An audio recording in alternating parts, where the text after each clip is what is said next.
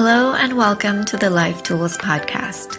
In school, we learned history and algebra, foreign languages and chemistry, but nobody taught us tools for life. How do we deal with self-doubt? What are beliefs and how do they influence us? How do we find ourselves when we feel lost? And how do we make a healthy decision? Many people learn these things much later in life, after 3, 4, even 5 decades of existence, and often the hard way. For a few, like myself, I had to learn them very early. I created this podcast to share with you the tools that have helped me greatly in my own life. They're small actions anybody can take that bring big results over time. Let's get to it. Hi everyone! This week we are talking about a tool that I think it's safe to say that it literally saved my sanity from my late teens to my mid-20s. It's a tool I learned from Julia Cameron, someone widely known in the field of spiritual self-help and more specifically in creativity. She wrote a book titled The Artist's Way. I consider this book to be a must-read for creatives. It takes you on a deep transformational journey that opens you up to your creative gifts, and this is done through a few very simple but very powerful practices. One of these practices is what's called the morning pages. As you might have guessed from the name, this is a practice you do in the morning. More precisely, you do it first thing in the morning, before you work, before social media, before you read anything. In short, before you engage with the world. You write these pages by hand, not on a computer, 3 pages minimum, and, this is the most important, you don't censor yourself. You don't try to write well or to write poetic sentences unless they come out naturally. This is not writing you're going to show anyone. You're not performing. This is stream of consciousness journaling whose purpose is to create space in your mind for inspiration to come, for you to be able to connect more easily to your intuition, and for self-discovery. Because if you're constantly thinking about your problems or the world's problems, the imagined future or the unchangeable past, what mistakes you've made, then your mind is always engaged and full.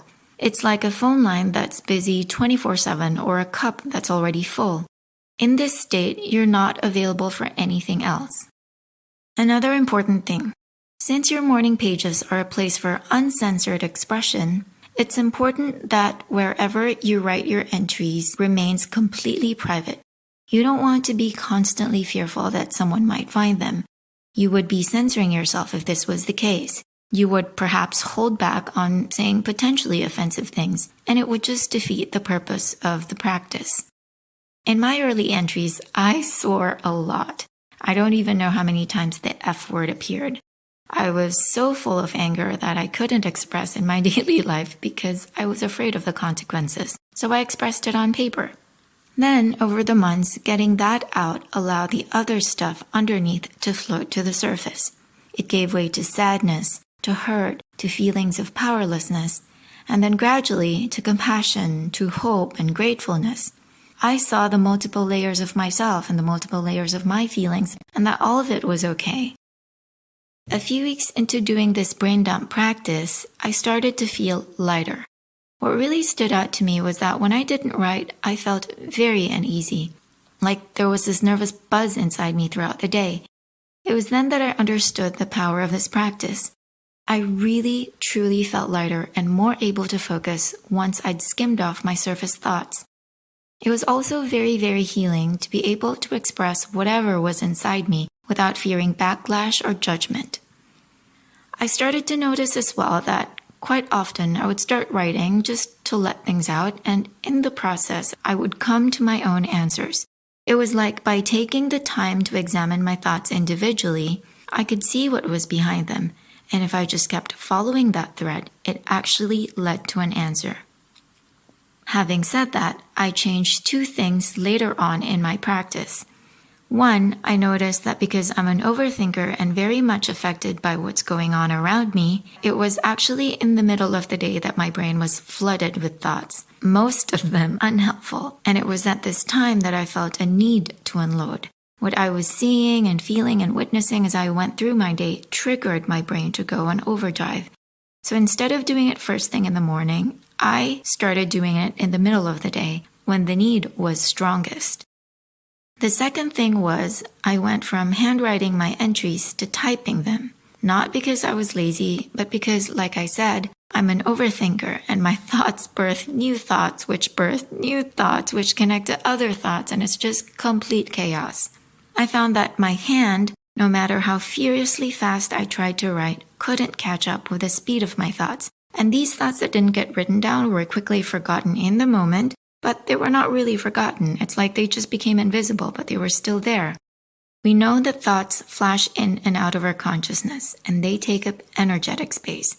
When you're worried about something, for example, you're not worried about it every second of your waking moment, but it's there. It weighs on you. So I thought, well, let me try typing so I can get as many of these thoughts down as possible. And to my pleasant surprise, it worked much better for me. If you ever try morning pages, do start with writing by hand, doing it first thing in the morning, and aiming for 3 pages. Do this for a couple of weeks, if not months, and then, and only then, consider tweaking, if necessary. I have to say, though, that I've heard many people talk about how they do morning pages, and I've never heard anyone say they needed to modify it. In fact, they swear by this practice, done exactly as Julia Cameron suggests. I strongly urge you to give it a try. Do it with a spirit of curiosity, and be open to what it has to bring you. All right, that's it for today. As always, do share this podcast with anyone you think might benefit from it. And if you want to send in questions or comments, or just want to say hi, I would really love to hear from you at lifetoolspodcast@gmail.com. Talk to you next week. Bye.